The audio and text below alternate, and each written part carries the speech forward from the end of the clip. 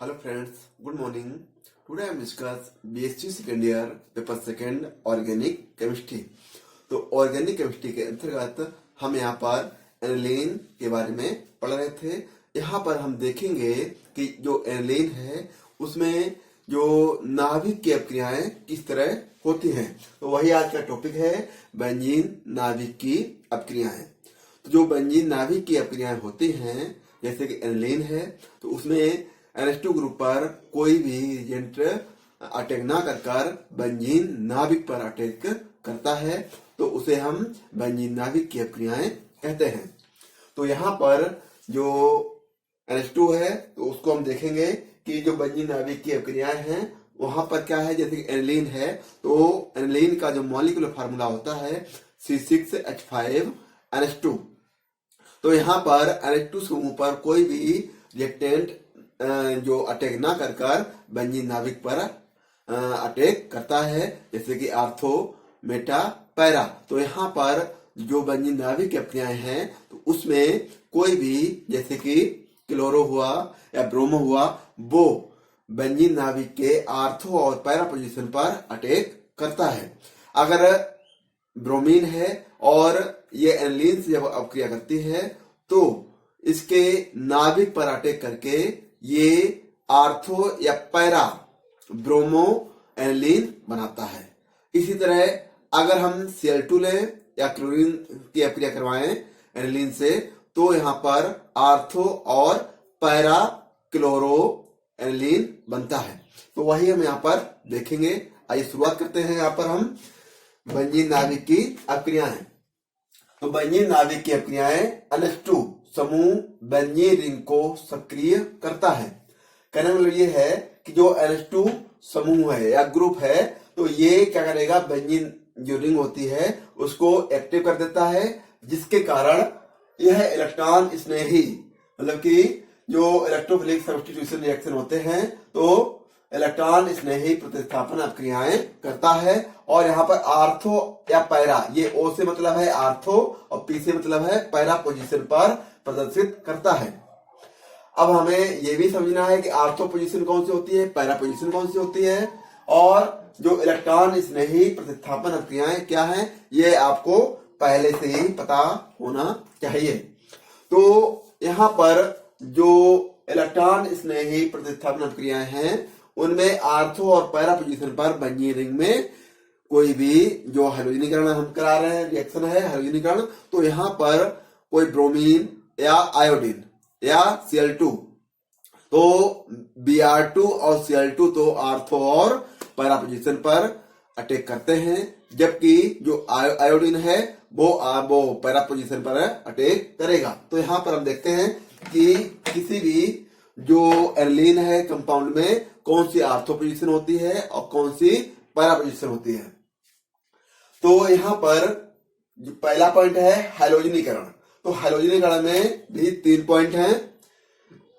पहला है यहाँ पर ब्रोमीन के साथ अपक्रिया करके 2,4,6 ट्राइब्रोमो एनिलीन बनता है। तो यहाँ पर हम देखेंगे कि ये एक कंपाउंड है जिसका नाम है एनिलीन, और ये एनिलीन है। तो इसमें कौन सी आर्थो पोजीशन होगी, कौन सी मेटा पोजीशन होगी, कौन सी पैरा पोजीशन होगी। तो यहाँ पर ये जो पोजीशन है वो आर्थो, ये पोजीशन होगी वो मेटा, ये पोजीशन होगी पैरा, ये मेटा और ये आर्थो पोजीशन। तो जैसा कि हमने यहाँ पर कहा है कि जो इलेक्ट्रॉन स्नेही या सब्स्टिट्यूशन रिएक्शंस होते हैं वो आर्थो और पैरा पोजीशन पर प्रदर्शित होते हैं। तो यहाँ पर ये आर्थो और ये पैरा पोजीशन, तो मेटा पोजीशन पर यहाँ पर कोई भी अटैक नहीं होता, कोई कुछ जुड़ता नहीं है, कोई रिएक्शन नहीं होता है। तो यहाँ पर हम देखेंगे कि ये आर्थो और पैरा पोजीशन पर ही जो हैलोजनीकरण क्रिया हो सकती है। तो यहाँ पर ये हमने लिया 3Br2 ब्रोमीन और से हमने एनिलीन की क्रिया करवाई। तो यहाँ पर ये 3Br2 है, तो यहाँ से 3HBr निकल जाएंगे। कैसे निकलेंगे देखिए, यहां से अगर 3HBr है, तो यहाँ सभी में H होता है, इन सभी में यहाँ पर भी H होता है और यहाँ पर भी H होगा, यहाँ पर भी H होता है। और ये 3Br2 मतलब कि ब्रोमीन 6 हैं। तो यहां से जब अटैक ये करेगा तो एक Br यहाँ पर जुड़ेगा और HBr एक यहां से निकल जाएगा। जैसे कि जो है यहाँ पर एक जुड़ गया और एक HBr निकला। इसी तरह जो Br2 यहाँ पर अटैक जब करेगा ब्रोमीन, तो यहां से भी एक HBr निकलेगा और फिर जो ब्रोमीन इस ऑर्थो पोजीशन पर अटैक करेगा तब भी एक HBr निकलेगा। तो कहने का मतलब ये है 3 HBr निकल जाएंगे, एक ये वाला, एक ये और एक ये। तो यहाँ पर 3 Br जुड़ जाएंगे, ब्रोमीन एक यहाँ पर, एक ब्रोमीन यहाँ पर, एक ब्रोमीन यहाँ पर और 3 HBr यहाँ से निकल गए। तो जो बना हुआ कंपाउंड है वो क्या कहलाएगा? यहाँ पर देखिए जो हमारा पहले से ही NH2 ग्रुप जुड़ा है उसको नंबर 1 देंगे, इसको 2 देंगे, इसको 3, इसको 4, इसको 5, इसको 6। तो ये 6 पोजीशन बेंजीन की है, नाभिक की। तो यहाँ पर हम देखेंगे कि जो ब्रोमीन है वो किस किस मतलब कि नंबर पर जुड़ा है। नंबर 2 पे जुड़ा है, 4 पे जुड़ा है और 6 पे। तो इसका नाम हो गया 2, 4, 6। अब कितने ब्रोमीन जुड़े हुए हैं? 3।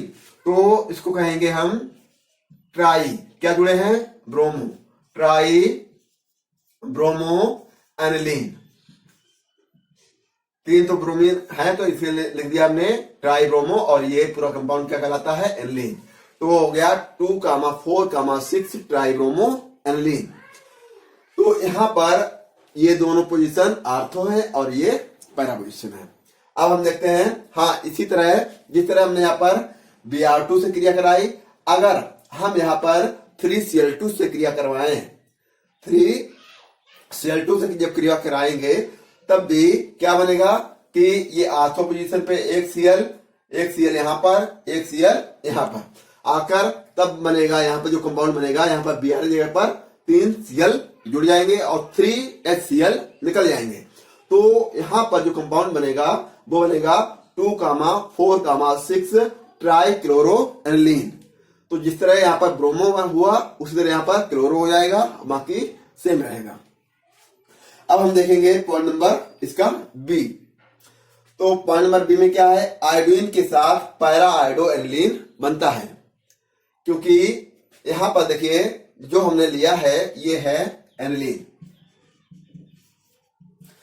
ये एनिलीन है और एनिलीन के 2 मॉलिक्यूल लिए हैं जिसकी क्रिया हमने आयोडीन के साथ करवाई।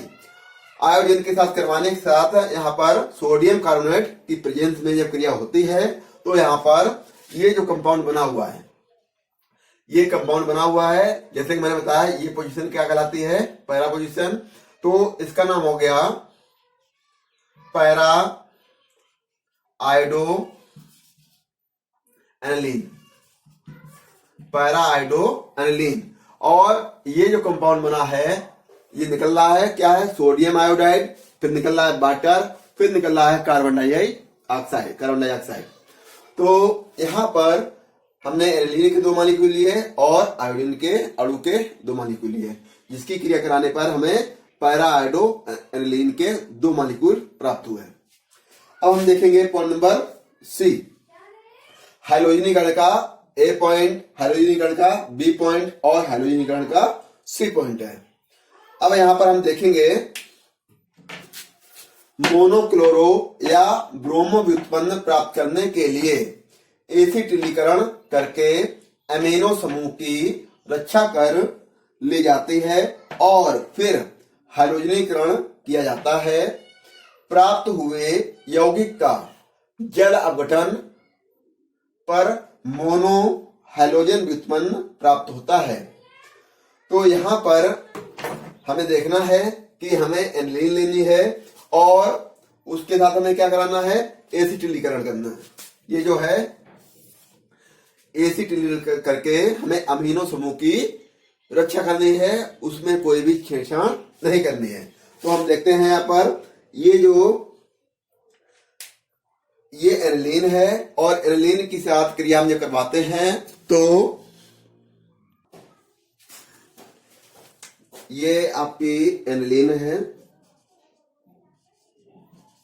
और एनिलीन के साथ जब हम एसिटिल क्लोराइड, ये CH3COCl है, एसिटिल क्लोराइड, इसके साथ जब क्रिया करवाते हैं तो हमें एक न्यू कंपाउंड ये प्राप्त होता है। तो यहाँ पर ये क्या हो गया, एसिटिल एनिलीन हो गया और उसकी क्रिया हम क्या कराते हैं, क्लोरीन से करवाते हैं। जो जब हम क्लोरीन से इसकी क्रिया कराएंगे तो हमने जैसे बताया कि क्लोरीन कहां पर अटैक करता है, या तो आर्थो या पैरा पोजीशन पे अटैक करवाता है। तो यहाँ पर ये चीज जो है Cl2 है, यहां से ये आर्थो पोजीशन पर अटैक करेगा और ये यहां से एक HCl निकल जाएगा। क्या निकलेगा, यहां से एक HCl निकल जाएगा और क्या बचेगा, यहाँ पर Cl आकर यहाँ पर जुड़ गया। तो इसका नाम क्या हो गया, इसका नाम हो जाएगा आर्थोक्लोरो एसिटिल एनिलीन। तो ये इसका नाम हो गया।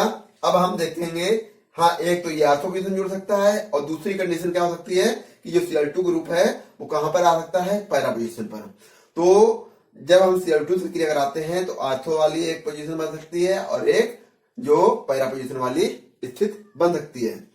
इन स्थितियों का, ये दोनों आर्थोक्लोरो वाली और पैराक्लोरो वाली, इन दोनों स्थितियों का जब हम क्या कराते हैं, हाइड्रोलिसिस करवाते हैं या जल अपघटन करवाते हैं तो हमें क्या प्राप्त होता है कि ये जो CH3 NH2CO CH3 है दोनों में, तो यहां पर HOH की जब क्रिया करवाते हैं तो हमें यहाँ पर CH3CO COOH और H आकर इससे जुड़ जाएगा। तो यहां पर क्या निकल जाएंगे, 2 CH3 COOH, मतलब कि एस्टिक एसिड के दो मॉलिक्यूल दोनों से निकलेंगे, एक यहां से एक यहां से, और तो यहां पर क्या बनाएगा, आर्थोक्लोरो, ये बना है आर्थो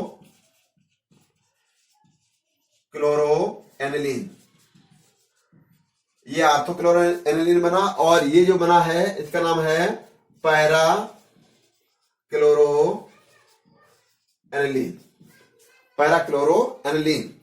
तो यहां पर इस तरह ये तीनों हाइड्रोजनीकरण जो क्रिया होती है, बेंजीन नाभिक की जो अपक्रियाएं हैं उनमें सबसे पहली अपक्रिया जो है वो है हाइड्रोजनीकरण। हाइड्रोजनीकरण क्या है, बेंजीन नाभिक की अपक्रिया है जिसमें जो एनिलीन का NH2 ग्रुप है वो बेंजीन रिंग को एक्टिव कर देता है, जिसके कारण उसके आर्थो और पैरा पोजीशन पर जो हाइड्रोजन क्रियाएं हैं वो होती हैं। जैसे कि Cl2 है, Br2 है, I2 है, वो इसके, जबकि इनमें भी दो कंडीशन है, Cl2 और Br2 यहाँ पर आर्थो और पैरा पोजीशन पर अटैक करते हैं, जबकि जो आयोडीन है वो डायरेक्ट पैरा पोजीशन पर ही अटैक करता है। तो इसकी तीन जो रिएक्शंस हैं वो हमने एक एक करके देखी, जिसमें हाइड्रोजन पहली है जिसमें Br2 क्रिया करेगा, जिस तरह Br2 क्रिया होती है एनिलीन से, और ठीक उसी तरह Cl2 की भी क्रिया होती है। तो यहाँ पर जो प्रोडक्ट मिलता है वो लगभग सेमी मिलता है, क्या, 2,4,6 ट्राइब्रोमो एनिलीन, और अगर Cl2 से क्रिया कराएंगे तो हमें मिलेगा 2,4,6 ट्राइक्लोरो एनिलीन। अब हम बात करेंगे जब अगर आयोडीन की, तो आयोडीन के साथ पैरा आयोडो एनिलीन प्राप्त होता है, जैसे कि यहाँ पर प्राप्त हुआ, पैरा आयोडो एनिलीन हमें प्राप्त होता है, क्योंकि यहाँ पर जो आयोडीन है वो आर्थो पोजीशन पर अटैक नहीं करती है। नंबर 3 है यहाँ पर मोनोक्लोरो या ब्रोमो व्युत्पन्न प्राप्त करने के लिए हमें क्या करना पड़ता है, एसिटिलीकरण। CH3COCl से क्रिया जब कराते हैं जिसमें अमीनो समूह की रक्षा हो जाती है, उसमें कोई भी बदलाव नहीं होता है, और फिर क्या कराते हैं, हाइड्रोजनीकरण। जैसे हमने यहाँ पर एसिटिलीकरण कराया, फिर हमने यहाँ पर हाइड्रोजनीकरण कराया। तो एसिटिलीकरण कराने से जो यहाँ पर जो CH3CO था वो यहाँ पर आकर जुड़ गया और HCl निकला, जबकि दोबारा Cl2 से क्रिया की हमने तो यहाँ पर आर्थोक्लोरो और पैराक्लोरो हमें यहाँ से प्राप्त हुआ। उसके बाद पुनः हमने जल अपघटन किया तो हमें यहाँ से आर्थोक्लोरो एनिलीन और पैराक्लोरो एनिलीन प्राप्त हुई।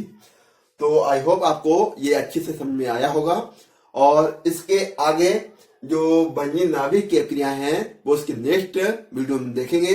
ये हाइड्रोजनीकरण थी, इसके बाद हम नाइट्रीकरण ये क्रियाएं देखेंगे। Thank you.